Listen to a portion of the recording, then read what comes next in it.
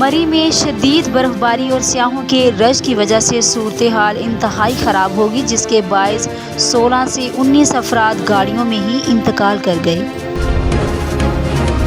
वज़ीर दाखिला शेख रशीद की जानिब से जारी एक बयान में कहा गया है कि रात से 1000 गाड़ियां मरी में फंसी हुई हैं। इन्होंने बताया कि मरी में गाड़ियों में 16 से 19 अफराद की गाड़ियों में अमवात हुई हैं। दूसरी जानिब ज़राए का बताना है कि 10 से 12 गाड़ियां कल्डियाना के मुकाम पर फंसी हुई हैं और इब्तदाई मालूमात के मुताबिक एक ही ख़ानदान के 10 अफराद की अमवात की इतलात मौसूल हुई हैं।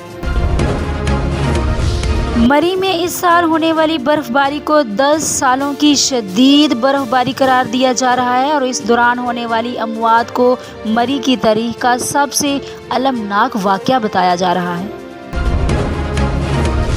ख्याल रहे कि मरी में बर्फबारी शुरू होते ही हज़ारों सियाहती मुकाम की सैर को पहुंच गए थे, लेकिन शदीद बर्फबारी के बायस सड़कों पर बदतरीन ट्रैफिक जाम हो गया और ख़वातीन और बच्चों समेत सियाहों की बड़ी तादाद ने रात खून जमा देने वाली सर्दी में खुले आसमान तले गाड़ियों में ही गुजारी।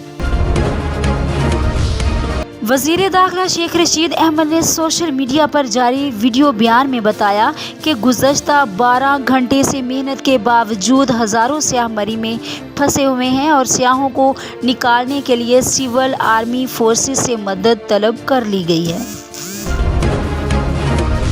ज़राए का बताना है कि रेस्क्यू 1122 की जानिब से शदीद सर्द मौसम में सांस की बीमारियों में मुब्तला होने वाले अफराद को निकालने की कोशिशें की जा रही हैं, लेकिन रास्ते बंद होने की वजह से रेस्क्यू टीमों को दुश्वारी का सामना है।